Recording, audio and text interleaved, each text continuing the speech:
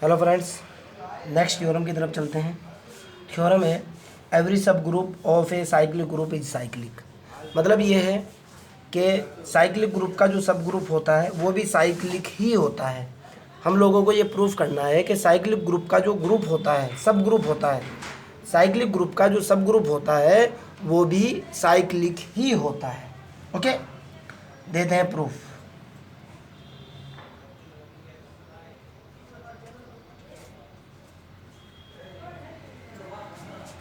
मैंने मान लिया कि सपोज दैट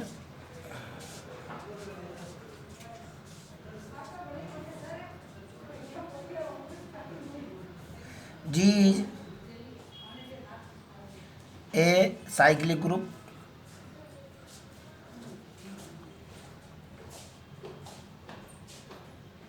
क्लियर। अगर मेरे पास G कोई साइक्लिक ग्रुप है तो ये बात क्लियर है कि G जो है सिंगल एक एलिमेंट से जनरेट होगा एंड A जो होगा A is the generator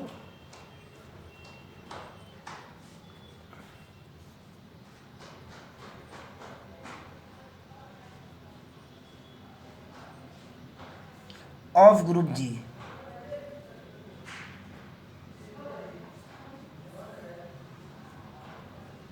clear है ना।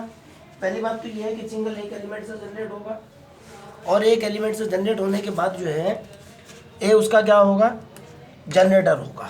आगे की तरफ चलते हैं। अगर ए जनरेटर है तो ओके। नाउ मैं कह रहा हूं कि suppose that H is the सब group of the group, H is a सब group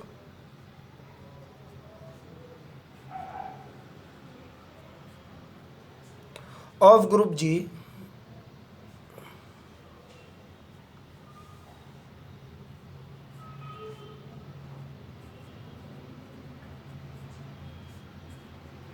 clear। then we want to prove that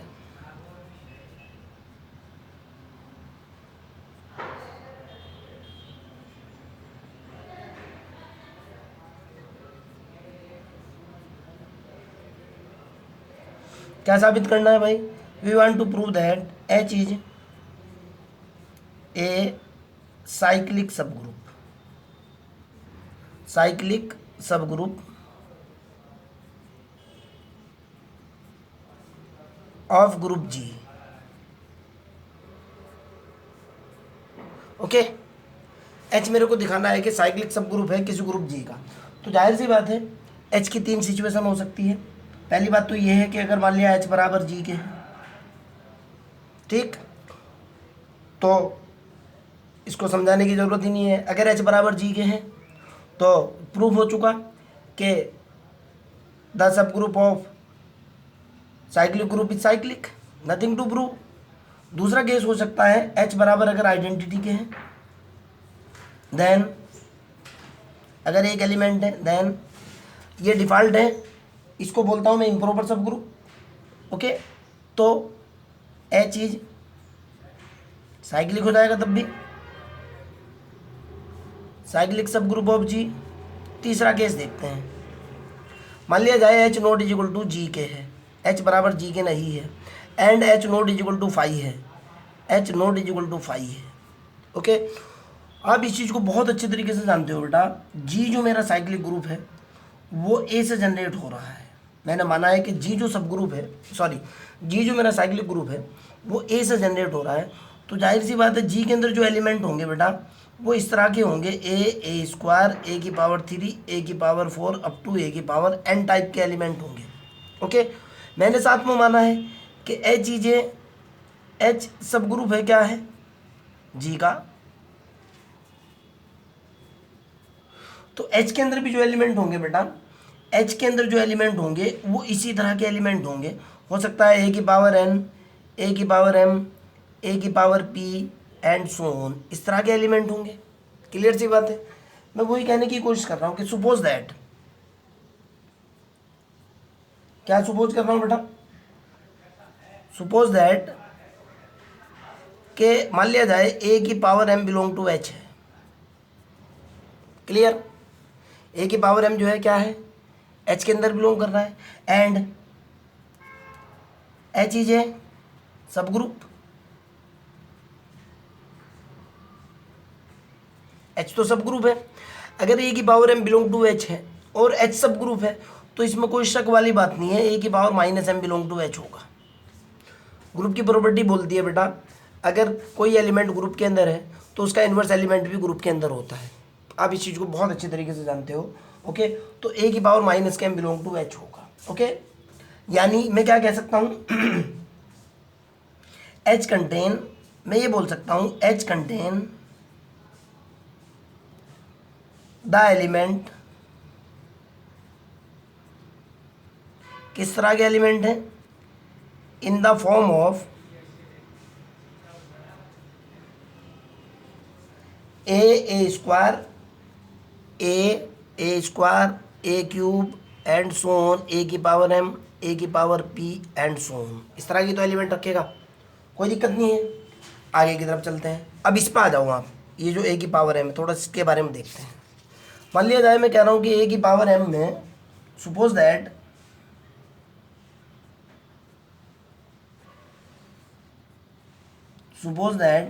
मैं तो पहले से ही मान चुका था कि ए की पावर एम जो है वो एच के अंदर है, ठीक है ना, ये तो पहले ही मान लिया था। मैं क्या कह रहा हूँ कि सपोज दैट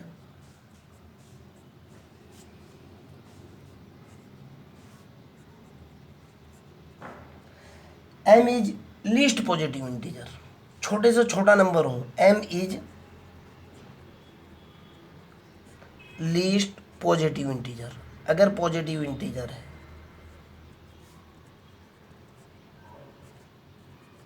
सवाल पैदा होता है कि सर आपने m को लीस्ट पॉजिटिव इंटीजर माना क्यों।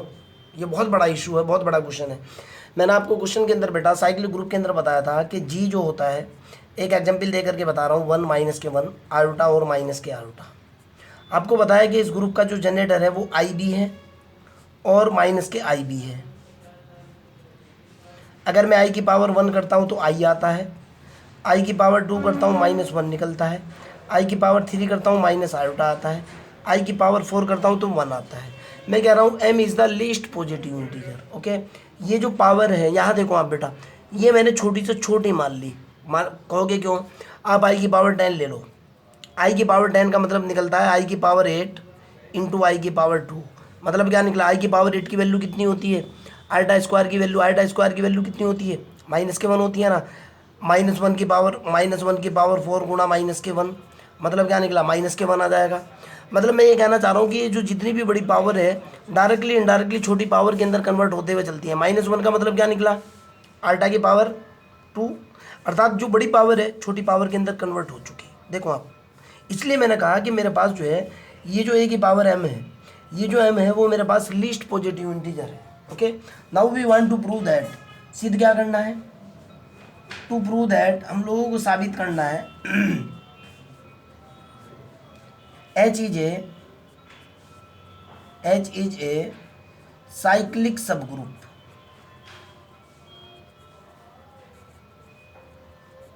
क्लियर, देखो आप, सब group of a cyclic group is cyclic. हम लोगों को दिखाना है कि H जो है वो साइक्लिक सब ग्रुप है। तो जाहिर सी बात है अगर H साइक्लिक है तो पर्टिकुलर एक एलिमेंट से जनरेट होगा, H किसी एक एलिमेंट से जनरेट होगा ए की पावर m से।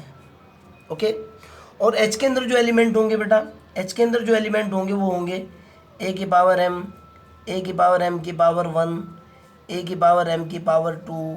अब तो जनरेटर हो चुका ना ये, अगर ये जनरेटर है तो आपको पता है जैसे ये जनरेटर आई तो जनरेटर की पावर बढ़ते हुए चलती है साइक्लिक ग्रुप के अंदर। इस तरह के एलिमेंट सब ग्रुप के अंदर हो जाएंगे।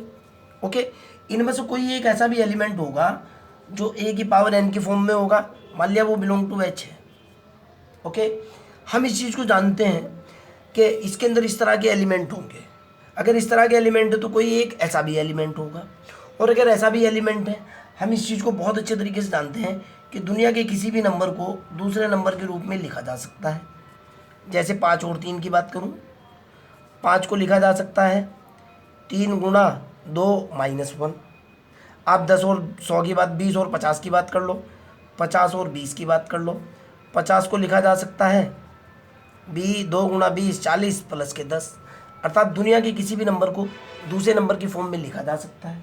क्लियर, और इस नंबर को मैं कैसे लिख सकता हूँ, अगर ए की पावर है एन बिलोंग टू एच है, एन को ऐसे लिखा जा सकता है, इस नंबर को मैं ऐसे भी लिख सकता हूँ N minus M into Q is equal to are.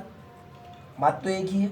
Okay, मैंने दोनों तरफ ए की पावर एम का यूज़ किया, क्लियर है ना। मैंने दोनों तरफ किसका यूज़ किया बेटा, ए की पावर एम का यूज़ किया। क्यों यूज़ किया, ए की power M is the generator of the group. Okay, ध्यान से देखना, मैं कह रहा हूँ कि चूंकि मेरे पास ए की power M belong to H है, मैं इस चीज़ को जानता हूँ ए की power M belong to H का मतलब है कि ए की पावर एम इस ग्रुप का जनरेटर है। और आप जानते हो अगर ए जनरेटर है, अगर ए किसी ग्रुप का जनरेटर है, लास्ट लेक्चर की बात बता रहा हूँ, तो ए इन्वर्स भी जो है उसका जनरेटर होता है। क्लियर, तो इसका मतलब क्या निकल करके आता है, अगर ये जनरेटर है तो ए की पावर माइनस एम भी बिलोंग टू एच होगा। क्लियर, आगे की बात करते हैं। अगर यहाँ तक है, मैंने क्या किया, यहाँ आ जाओ आप, अब मैंने इसकी पावर बढ़ाई, ए की पावर एम की पावर मैंने क्यू की। ओके, ए की पावर एम की पावर मैंने कितनी की, क्यू की। कितना निकल कर गया, ए की पावर एम इंटू क्यू निकला। एक बात बताओ भाई, यहाँ देखो आप, ए की पावर एम, ए की पावर एम की पावर 1, ए की पावर एम की पावर 2, सारे के सारे किसके एलिमेंट होंगे, सब ग्रुप के एलिमेंट होंगे। तो मैं कह रहा हूँ ए की पावर एम की पावर क्यू, पावर चाहे आप यहाँ से जितनी चाहे बढ़ा लो, किसके अंदर होगा, बिलोंग टू एच होगा ना। क्लियर है ना। अगर ये बिलोंग टू एच है तो जाहिर सी बात है ए की पावर एम की पावर क्यू, एम की पावर क्यू की पावर -1 टोटल की, ये भी बिलोंग टू एच होगा। कहोगे क्यों, कि अगर ए जनरेटर है, ए इन्वर्स जनरेटर होता है। यहाँ से क्या निकल कर गया, अगर मैं इसकी गुणा करता हूँ, यहाँ से निकल कर गया ए की पावर माइनस के M into Q belong to H होगा, आपके सामने है। क्लियर है ना। आगे की तरफ चलते हैं। तो अब दोनों को कंक्लूजन निकालता हूँ। आपको पता है इस ग्रुप के अंदर जो है इस तरह के एलिमेंट होंगे। ओके, जिनमें से एक एलिमेंट को अगर मैं कैलकुलेट करता हूँ उसका टाइप ऐसा आ जाएगा, आप जानते हो इस चीज़ को, वही लेकर के चल रहा हूँ बेटा, कि अगर मान लिया ए की पावर एन जो है इस तरह का जो एलिमेंट है वो भी इसके अंदर आ चुका, और इस तरह का जो एलिमेंट है वो भी इस सब ग्रुप के अंदर आ चुका है। ओके, तो जाहिर सी बात है दोनों की गुणा आप देख लो ना, इस एलिमेंट की इस एलिमेंट के साथ गुणा करके देखो, वो भी इसी के अंदर होगा, 100% साइक्लिक ग्रुप के अंदर होगा।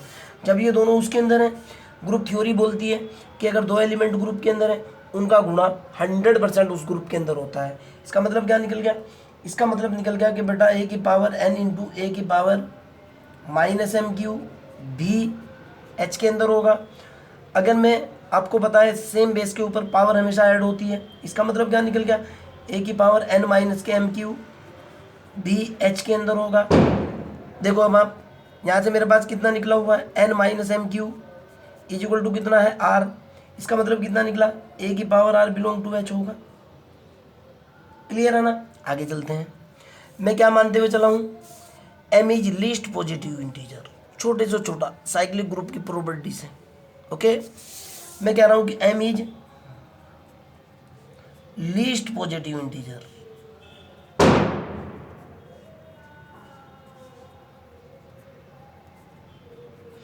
अगर एम लीस्ट पॉजिटिव इंटीजर है तो इसका मतलब सीधा सीधा निकलता है कि एन माइनस एम क्यू के अंदर ये जो बराबर आर के है, आर 0 के बराबर होगा ही होगा। Okay, otherwise least positive integer नहीं बन सकता। आप लीस्ट पॉजिटिव इंटीजर की प्रॉपर्टी देखो, लीस्ट पॉजिटिव इंटीजर की प्रॉपर्टी ये बोलती है कि एक नंबर दूसरे का मल्टीपल होता है। अगर आर 0 कर दूँ तो एन बराबर हो जाएगा एम क्यू, यानी एन जो है एम का क्यू टाइम मल्टीप्लाई है, या दूसरा नंबर पहले नंबर को डिवाइड करता है, एम बराबर है एन अपॉन क्यू, यानी एक नंबर दूसरे नंबर को डिवाइड करता है। This is the property of least positive integer. M मेरे पास क्या है, least positive integer. Least positive integer क्यों लेकर के चला हूँ, क्योंकि साइक्लिक ग्रुप के अंदर आप चाहे जितनी बड़ी पावर ले लो, छोटी पावर के अंदर रिड्यूस होती है। क्लियर, इसलिए लिस्ट लेकर के चला हूँ। तो आर जब 0 हो चुका, जब आर 0 हो चुका तो यहाँ से कितना निकला बेटा, यहाँ से देखो आप, एन बराबर कितना है आपके पास, एन बराबर है आपके पास M Q plus R, M into Q plus के आर। आर तो 0 कर दिया मैंने लिस्ट पॉजिटिव इंटीजर की प्रॉपर्टी से। यहाँ से रिजल्ट निकला N is equal to M into Q. अगर मैं ए की पावर एम की बात करता हूँ, मैंने ए की पावर एन की बात की, इधर निकला ए की पावर एम की पावर क्यू, निकल गया ना। क्लियर। अब इसको देखो क्या लिख सकता हूँ, इसको लिख सकता हूँ मैं a की पावर m की पावर q, लिख दिया, क्लियर। अब a की पावर n की बात देखता हूँ, ध्यान से सुनना, this is the point. a की पावर n, a की पावर n किसके अंदर था, a की पावर n जो है वो था h के अंदर, मैं मानते हुए चला था a की पावर n h के अंदर है। ओके, a की पावर n की वैल्यू कितनी निकल गई, a की पावर m की पावर q। ओके, यानी और a की पावर m की पावर q निकल चुकी, जब a की पावर m की पावर q निकल चुकी और ये बिलोंग टू किसे कर रहा है, a की पावर m की power q belong to h कर रहा है, तो यहाँ देखो आप इसके अंदर किस तरह के एलिमेंट है, a की पावर m की पावर 1 2 3 अप टू q है, और a की पावर n इक्वल टू कितना है, a की power n belong to h है। तो इसका कंक्लूजन ये निकलता है बेटा कि a की power m is the generator of h। Okay, अब देखो बेटा, मतलब ये निकला h जो है a की पावर m वाले एलिमेंट से जनरेट हो रहा है, मतलब क्या निकल गया, h इज साइक्लिक। ओके, और h किसका सब ग्रुप था, h इज सब group of g। Okay, conclusion क्या निकला, सो दैट, कंक्लूजन ये निकला बेटा, सो दैट एवरी सब group of cyclic group is cyclic. Okay, proof क्या करना था आपको, प्रूफ भी यही करना था, एवरी सब group of a cyclic group is cyclic. फिर भी अगर आपका कोई डाउट है, कोई प्रॉब्लम है, I will help you, no problem. Clear, bye.